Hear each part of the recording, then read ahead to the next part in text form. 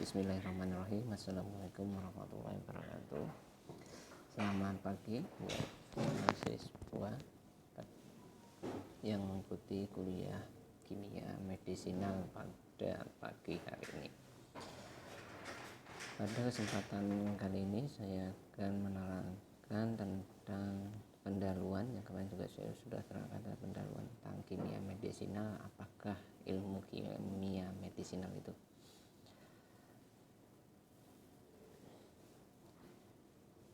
Kemarin saya sudah menerangkan tentang interaksi ya. Jadi kimia medisinal itu mempelajari interaksi suatu senyawa obat dengan suatu reseptor. Jadi obat itu memiliki fungsi ya, atau menyebabkan aktivitas intrinsik itu adanya interaksi antara obat dan reseptor, sehingga memicu reseptor dengan bisa dia menstimulus ya, atau juga menekan reseptor tadi.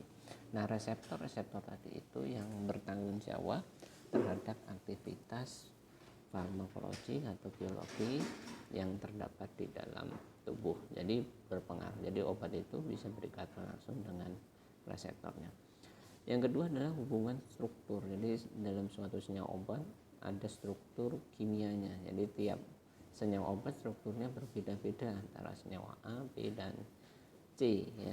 Sehingga perbedaan senyawa tadi dan struktur yang khas setiap senyawa tadi mempunyai aktivitas biologi yang berbeda-beda pula. Nah, ini nanti mempengaruhi pada dosis pemberian, mekanismenya gitu ya, dan aktivitasnya. Kadang strukturnya itu sama, tetapi ya seperti contoh misalnya struktur sama itu adalah senyawa-senyawa yang berbeda perputarannya saja gitu ya, cincinnya bisa berputar ke kiri atau perputaran ke kanan.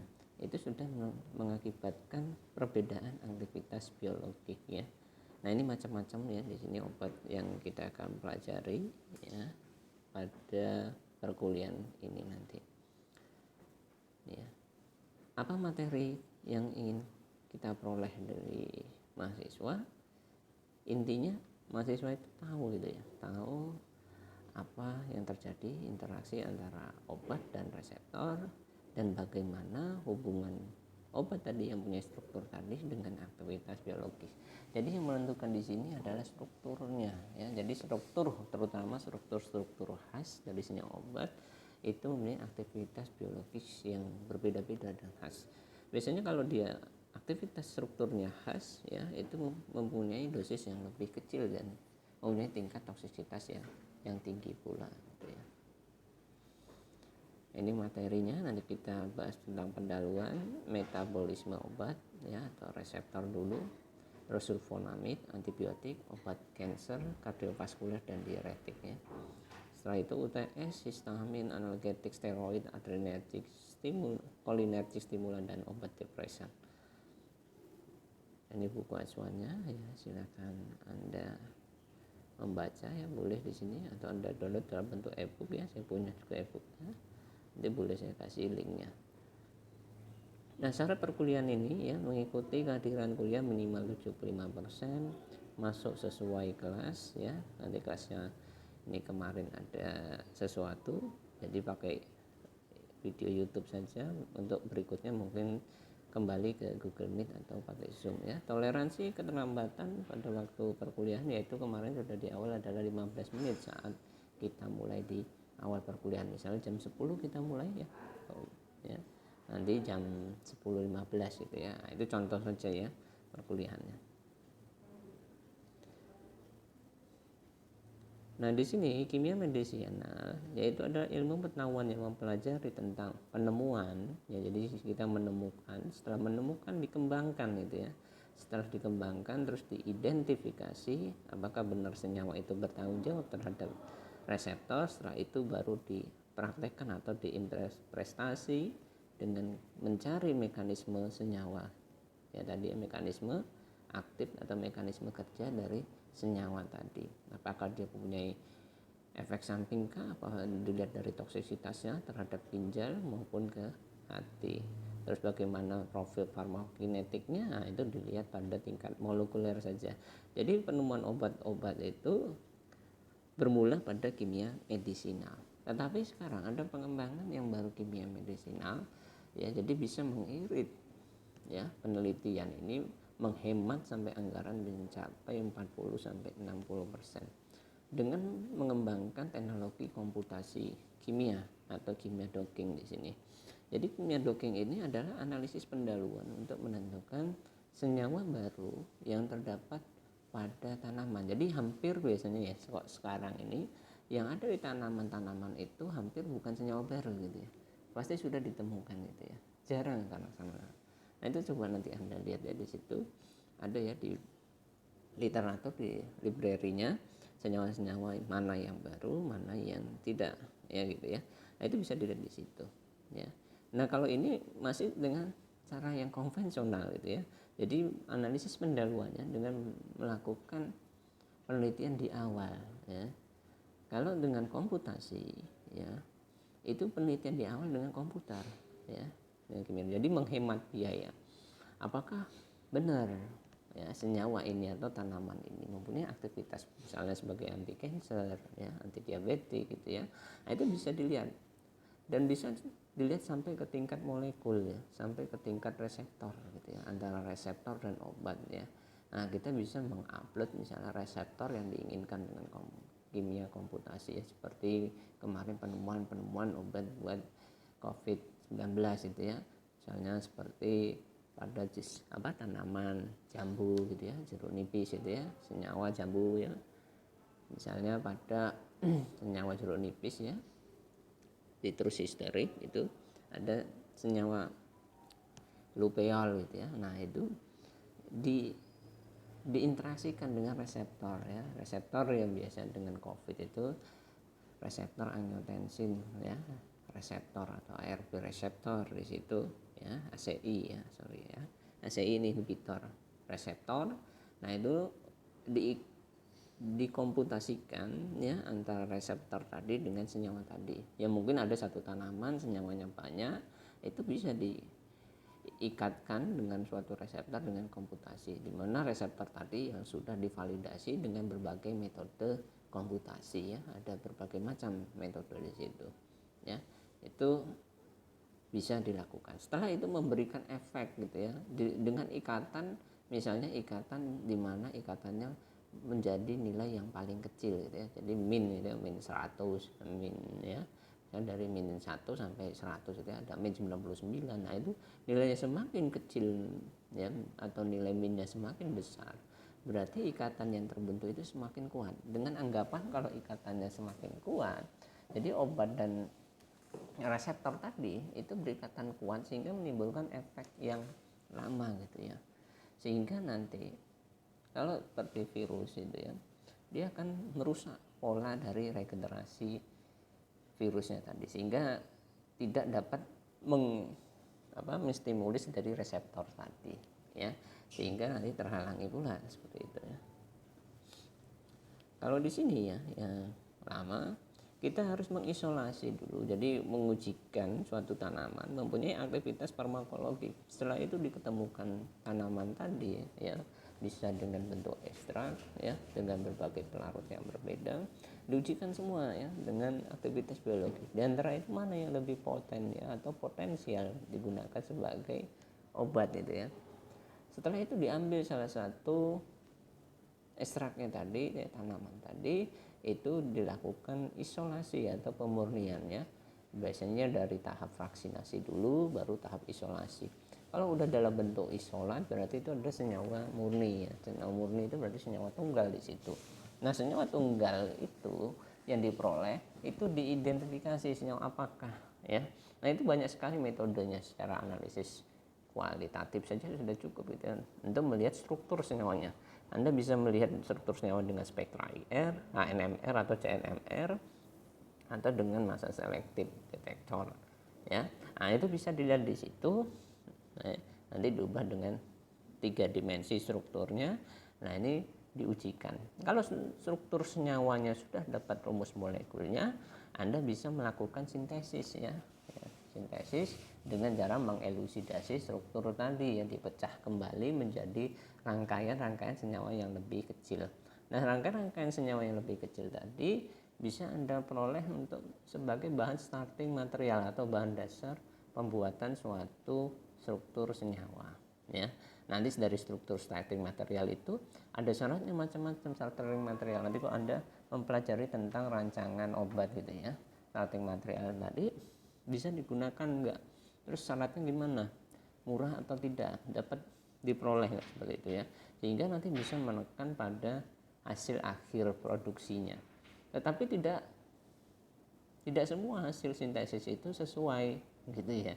Jadi kadang sesuai struktur rumus reaksi A tambah B jadinya C, kadang ada yang jadi A tambah B jadinya D gitu ya. Nah, hasil ini kadang tidak sesuai gitu ya.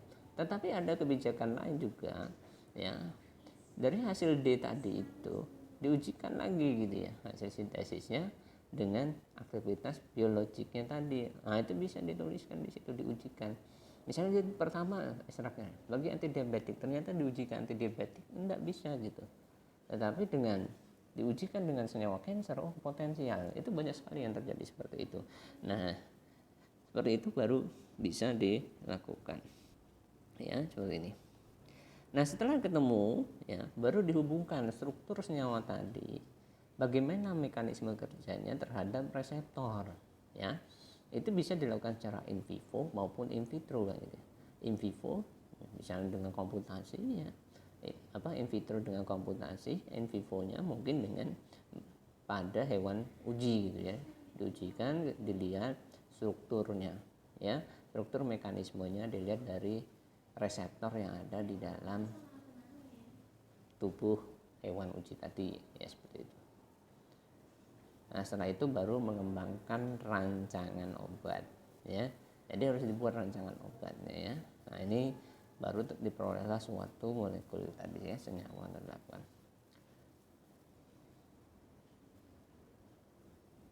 Jadi penemuan obat itu ya butuh waktu yang lama gitu ya.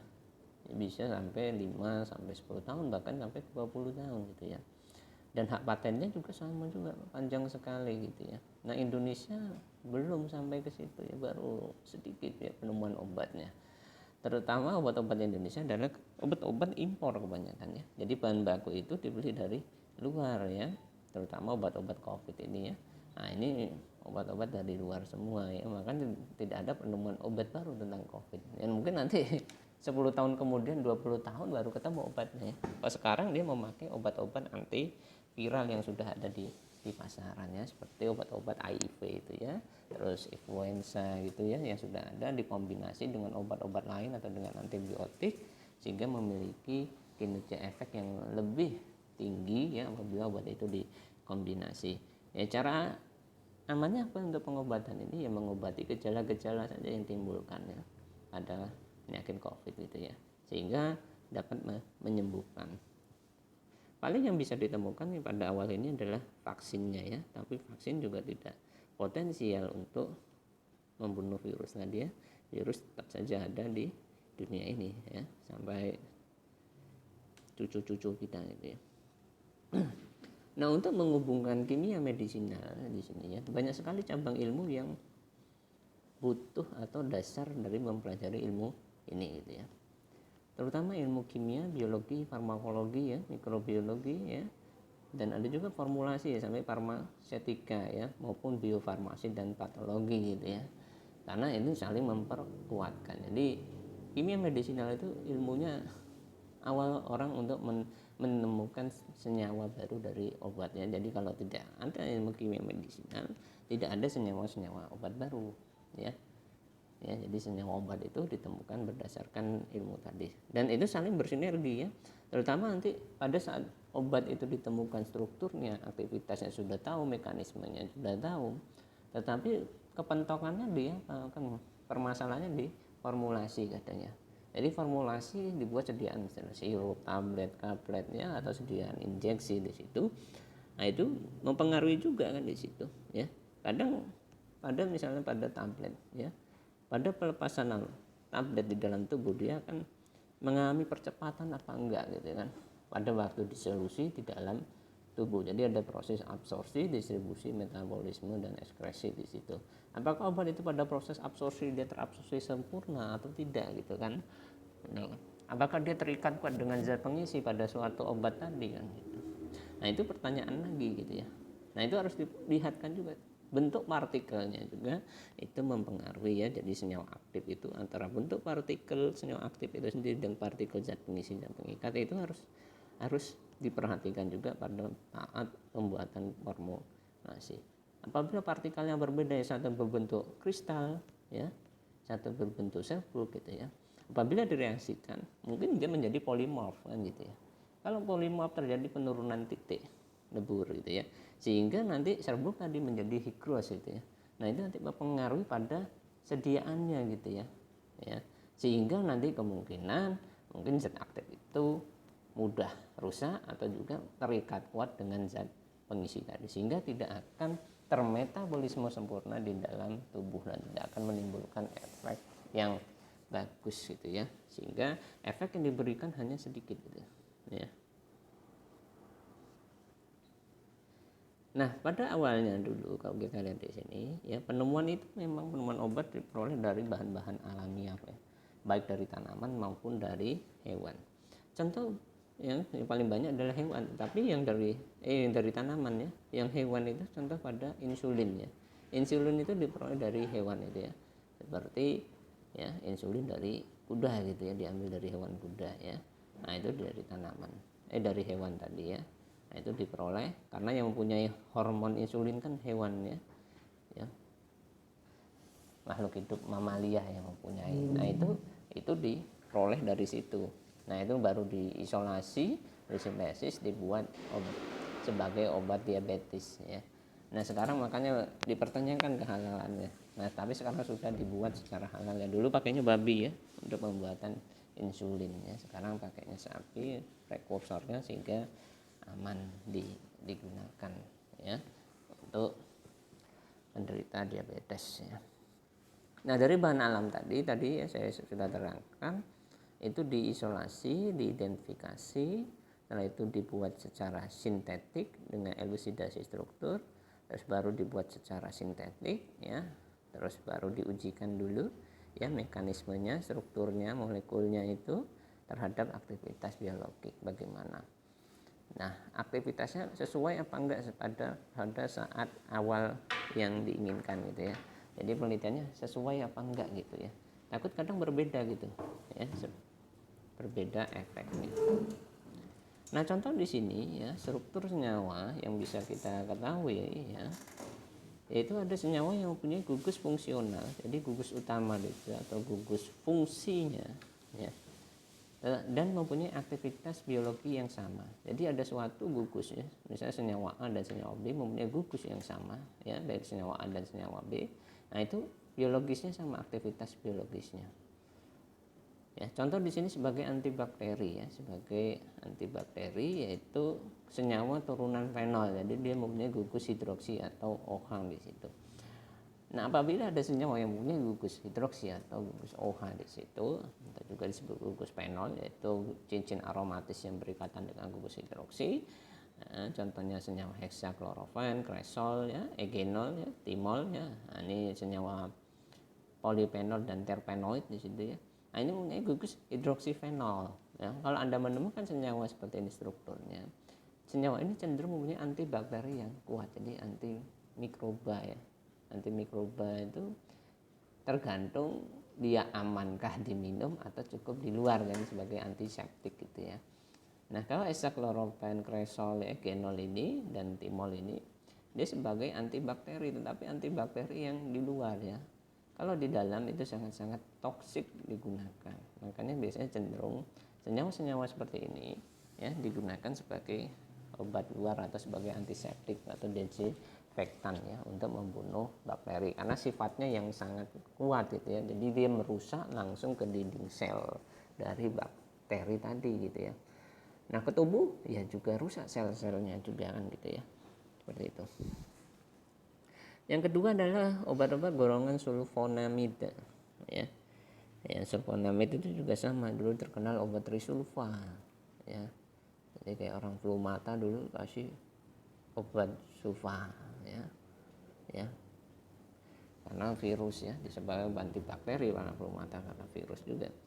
Nah, turunan sulfonamid di sini contohnya sulfadiazin, sulfametazin, sulfaguanidin, sulfanilamid, di mana senyawa tadi mempunyai gugus sulfonamida ya. Dilihat di sini ya, gugus sulfonamida adalah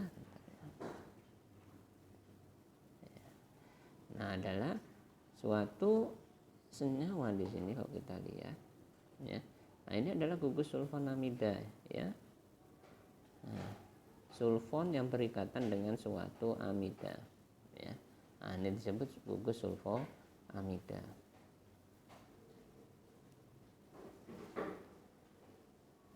Nah, ini contoh senyawa tadi yang mempunyai gugus fenol yang mempunyai fungsi sebagai antibakteri. Contohnya adalah timol ya. Nah, ini kalau kita lihat dia punya gugus OH ya, timol, terus parakresol ini juga ini yang dipakai wipol itu, ini senyawa eugenol ya pada minyak cengkeh.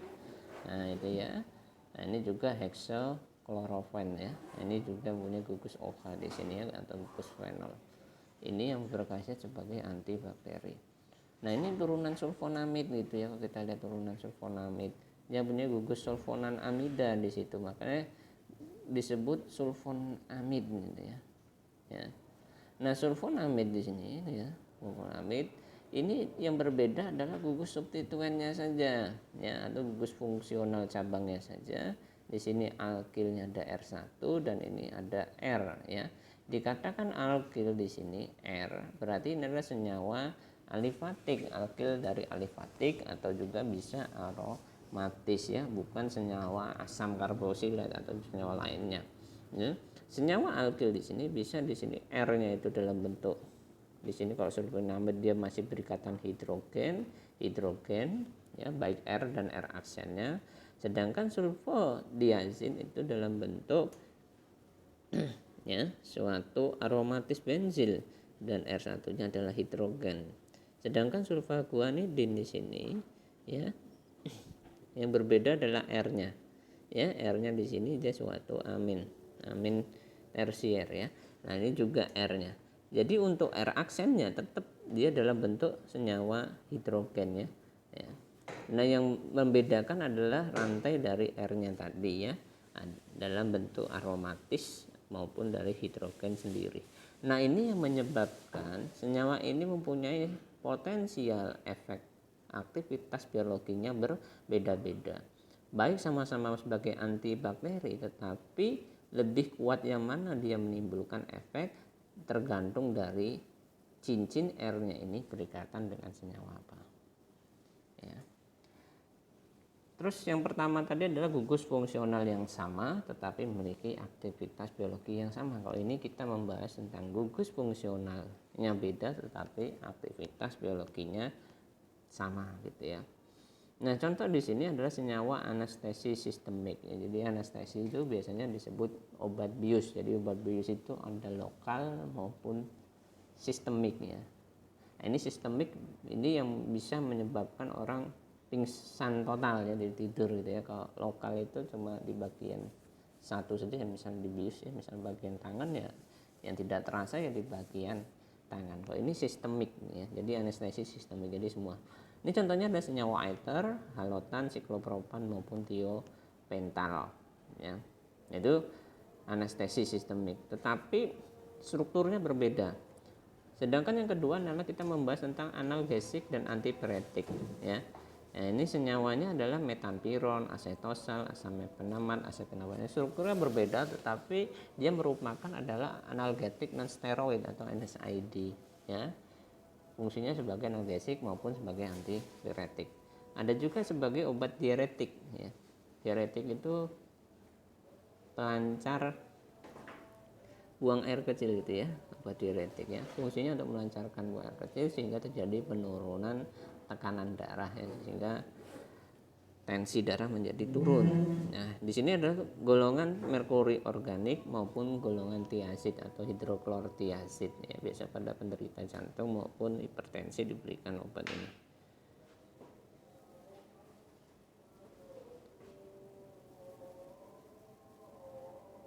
Nah, itu contoh-contoh senyawa-senyawa ya yang mempunyai struktur yang khas ya, atau struktur yang sama tapi mempunyai aktivitas biologi yang sama, dan ada juga senyawa yang mempunyai gugus fungsional yang beda tapi memiliki aktivitas biologi yang sama ya. Ya, terima kasih. Ada pertanyaan lagi? Ada, kita lanjut lagi ya ke materi berikut ini ya. Ini contoh struktur ether, halotan, dan siklopetan. Ini berbeda ya strukturnya ya, tetapi fungsinya sama sebagai anestesi ya. Nah, ini juga obat analgetik piretik ya. Strukturnya berbeda tetapi dia sebagai penghilang nyeri dan penurun demam ya.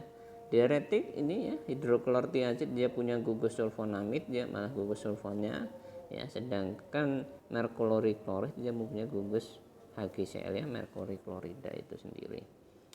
Terus ada juga golongan fungsional sama tetapi dapat memberikan aktivitas biologi bermacam-macam. Jadi gugusnya sama gitu, terutama gugus sulfonamid tadi ya.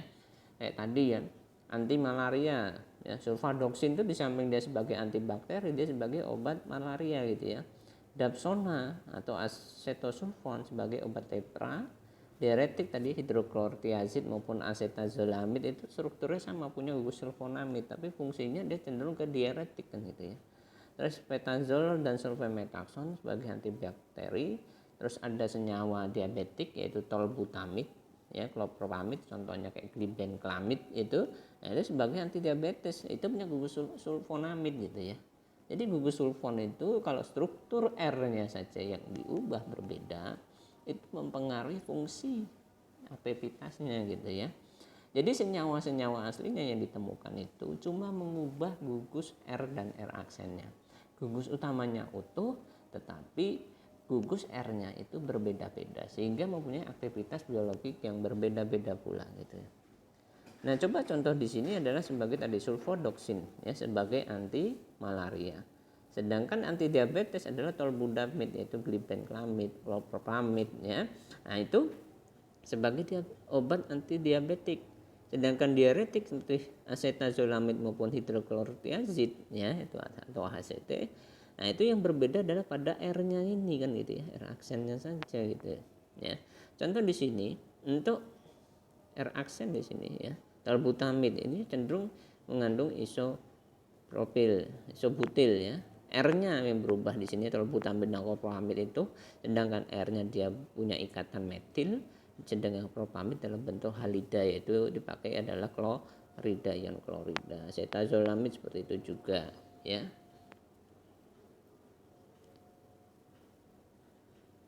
Nah, dalam penemuan obat baru ini tentu aja juga ada kegagalan. Kegagalannya biasanya pada tahap setelah ditemukan struktur diujikan lagi kepada senyawa aktivitas biologisnya, itu menjadi tidak berhasil.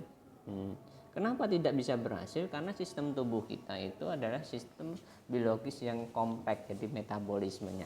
Nanti kita akan tahu pada materi tentang metabolisme obat ya, di mana nanti ada proses namanya adalah detoksifikasi dan intoksifikasi. Jadi hasil itu yang mempengaruhi dari keberhasilan suatu senyawa tadi. Nah, persamaan perbedaan dari baik yang tidak menyebabkan struktur maupun tidak pengaruh, nah itu dipengaruhi oleh sifat kimia fisika dari obat itu sendiri, atau juga dipengaruhi oleh jumlah, macam, dan susunan struktur senyawanya itu sendiri.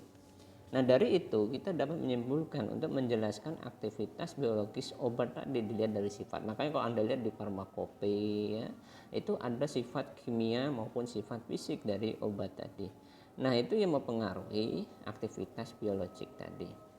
Nah, sifat kimia fisika suatu obat itu mempunyai peranan penting dalam pengangkutan. Dalam arti ada pengangkutan adalah absorpsi dan distribusi ya.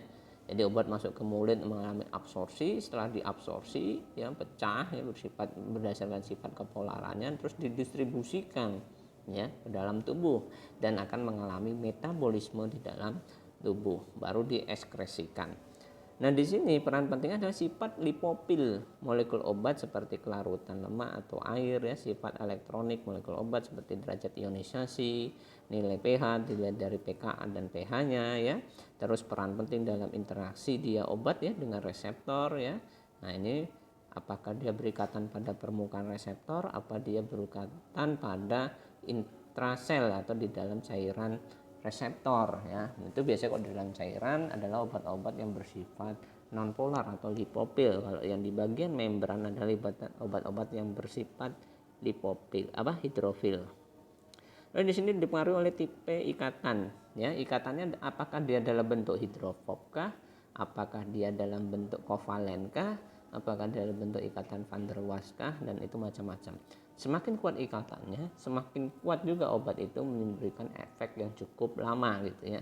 Tapi kalau terlalu lama biasanya obat menyebabkan efek toksik yang tinggi. Itu tergantung dari proses eliminasinya. Apakah proses eliminasinya itu lambat ya dibandingkan ikatannya, itu menyebabkan terjadinya toksik. Tapi proses eliminasinya itu lebih besar, berarti nanti proses ekskresinya juga lebih cepat. Nah, itu lebih efektif yang mana. Terus yang berikutnya adalah sifat-sifat lipofil ya. Terus sifat elektron, sterik, molekul obat yang menunjang interaksi tersebut. Nah, ini kalau kita lihat di sini tadi ya, parameter sifat kimia fisika dihubungkan secara kuantitatif struktur dengan aktivitas biologiknya. Terus bagian penting dari kimia di sini terus diperoleh obat baru dengan yang spesifik, harga yang ekonomis dan spesifik. Nah, di sini faktor yang mempengaruhi kemudahan pencapaian obat ke reseptor itu diperoleh dari faktor ADME, absorpsi, distribusi, eliminasi. Ya, di sini adalah metabolisme dan ekskresi. Jadi obat masuk ke dalam saluran pencernaan, ya, dia mengalami absorpsi, didistribusikan oleh sirkulasi sistemik, ada yang menimbulkan ke sisi kerja, ada yang disimpan, ya, ada yang di metabolisme. Ya, setelah di metabolisme dia masuk lagi ke sirkulasi sistemik endokrinogen darah, dia dieskresikan, terus ada yang disimpan di bagian mana? Biasanya di bagian liver ya, atau hati di situ. Ya. Nah, setelah itu masuk ke sirkulasi sistemik, terus didistribusikan menimbulkan efek. Kurang lagi masuk lagi sirkulasi, menimbulkan efeknya seperti itu dan seterusnya. Nah, ini membebani sistem penyimpanan dalam tubuh ya.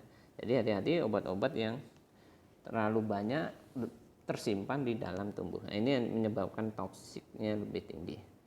Nah, ketiga kerja tadi yaitu dipengaruhi oleh perubahan fisik dari bentuk obat itu sendiri dalam bentuk sediaan, apakah dia dalam bentuk tablet, sirup, injeksi, itu dipengaruhi ya. Terus perubahan kimianya dari strukturnya itu sendiri ya, struktur senyawa tadi, nah itu mempengaruhi proses absorpsinya. Terus juga rute pemberian, dan artinya rute pemberian itu apakah dia diminum ya secara oral kah, apa diinjeksikan secara subkutan, peritoneal maupun intravena, itu mempengaruhi juga. Apakah dalam bentuk pelet ya, seperti itu. Terus ada juga faktor yang berpengaruh pada fase absorpsi dan distribusi dari suatu obat ya. Pada kebanyakan molekul obat, penembusan selaput sel dihubungkan dengan kelarutannya di dalam lemak atau nilai Kp obat ya. Jadi semakin hidrofil atau selarut dalam air ya, molekul ikut mudah berinteraksi dengan reseptor ya. Tetapi dia sangat sukar masuk ke selaput sel ya. Jadi dia cuma hanya bisa berikatan dengan reseptor yang ada di membran sel tadi. Tetapi obat yang dengan tingkat kelarutan lemaknya tinggi itu mudah menembus membran sel sehingga dia bisa atau menembus selaput sel tadi ya, bisa masuk ke reseptor yang ada di bagian intraseluler atau di cairan sitoplasma yang ada di dalam membran sel ya. Nanti masuk ke inti sel di situ. Nah, bentuk tak terionkan lebih larut dalam lemak. Jadi apabila ada senyawa-senyawa yang susah terionkan, terutama bukan senyawa-senyawa garam gitu ya, senyawa-senyawa lemak gitu, nah itu susah terionisasi sehingga dia memiliki derajat ionisasi yang sangat rendah ya. Nah, ini akan sukar gitu ya menembus menempel pada membran, tetapi dia mudah masuk ke dalam selaput sel gitu ya. Terus yang berpengaruh juga adalah ukuran molekul. Jadi besaran molekul itu mempengaruhi ya. Semakin besar molekul, semakin tingkat kelarutannya juga semakin kecil di dalam air gitu ya. Jadi dia cenderung bersifat lipofil, larut lemak gitu ya, sehingga mempengaruhi kelarutan. Terus koefisien partisi juga ya, meningkatkan tingkat kelarutan, derajat ionisasi tadi ya. Kalau ionisasinya sangat kecil, senyawa itu tidak mudah terionisasi ya, tidak mudah terionisasi dalam artian misalnya senyawa dalam bentuk garam misalnya seperti kloramfenikol HCl, nah itu senyawa obat antibiotik mengandung berikatan dengan garam klorida sehingga dia mudah terionisasi. Makanya senyawa-senyawa dalam bentuk base yaitu ya, itu cenderung diikatkan dengan senyawa garam yang ingin diperoleh, sehingga apa, senyawa tadi dalam bentuk garam itu mudah terionisasi sehingga mudah berikatan pada membran sel tadi, yang dimana membran sel itu mempunyai reseptor yang banyak itu ya. Nah contoh di sini efek perubahan struktur minor, jadi strukturnya diubah sedikit saja gitu ya. Nah itu sudah menyebabkan aktivitas biologik. Contoh obat hipoglikemik di sini ya, dia menurunkan kadar gula. Contoh tadi adalah golongan sulfonamid ya. Di sini ada tolbutamid dan cloramid. Yang diubah adalah gugus R-nya di sini kan gitu ya. Nah, gugus R-nya di sini cuma diganti saja. R aksennya sama-sama dia isopropil, tetapi gugus R-nya yang satu CH3 ya, yang satu Cl gitu ya. Nah, kalau kita lihat di sini ya, CH3 atau disebut juga metil dan Cl klorida itu ya. CH3 itu cenderung bersifat lipofil ya. Derajat ionisasinya kecil gitu ya. Ukuran molekulnya besar gitu ya. Sehingga dia mempengaruhi proses efeknya gitu ya, sehingga menyebabkan durasinya lebih panjang gitu ya. Nah, kenapa efeknya durasinya lebih panjang? Kita akan lihat fungsi obat hipoglikemik itu cenderung lari ke reseptor yang dia di membran apa di dalam sel gitu. Contohnya di sini ada reseptor insulin kegunaannya. Dia menstimuli ya reseptor insulin, yaitu ada di dalam intrasel ya. Dan ada di dalam cairan sitoplasma. Jadi sehingga senyawa yang cenderung bersifatnya lebih nonpolar itu mudah masuk ke dalam selnya tadi ya, sehingga dia memberikan efek yang lebih panjang ya, beda dengan cloramid gitu ya, dia punya halida di situ atau klorida, yang cenderung klorida itu bersifat lebih polar gitu ya, sehingga mudah larutnya, sehingga dia durasinya akan lebih pendek gitu ya. Contoh juga epinefrin dan isopretenol. Di sini R-nya diganti dengan yang satu epinefrin itu adalah CH3 ya, cenderung metil. Yang di sini R-nya ya isoprotrenol ditambah senyawa isopropil. Sama-sama akil cuma berbeda di sini ya, atom C-nya ya, satu atom C-nya cuma satu, di sini atom C-nya 3 ya. Di sini semakin pendek kita lihat ya, semakin pendek atom C-nya, ini menyebabkan hipertensi ya, dia dapat menaikkan tekanan darah ya. Semakin panjang atom C-nya ditambahkan misalnya di sini ya, ditambahkan etil, propil, butil ya, itu dapat menurunkan tekanan darah. Strukturnya sama tetapi cuma ditambahkan saja berbeda gitu ya. Nah, itu sudah menyebabkan aktivitas biologiknya itu berbeda. Misalnya kita tekanan darah rendah, pasti ke UGD pasti disuntikan senyawa epinefrin sehingga tekanan darah kita menjadi naik gitu ya. Nah, kalau tekanan darahnya tinggi diberikan senyawa isoprotenol gitu ya, dengan struktur yang hampir sama cuma berbeda jumlah atom C-nya saja, ya kan gitu. Ya. Nah, itu kuliah pendahuluan yang bisa saya sampaikan pada kesempatan kali ini ya. Monggo Anda simak kuliah ini dan silakan Anda resume, nanti silakan Anda kumpul di Google Classroom ya, hasil resumenya tadi. Ya sekian saja. Apabila ada pertanyaan bisa Anda tulis di chat di YouTube saya, monggo ya. Terima kasih atas waktunya. Wabillahi taufiq wal hidayah. Wassalamualaikum warahmatullahi wabarakatuh.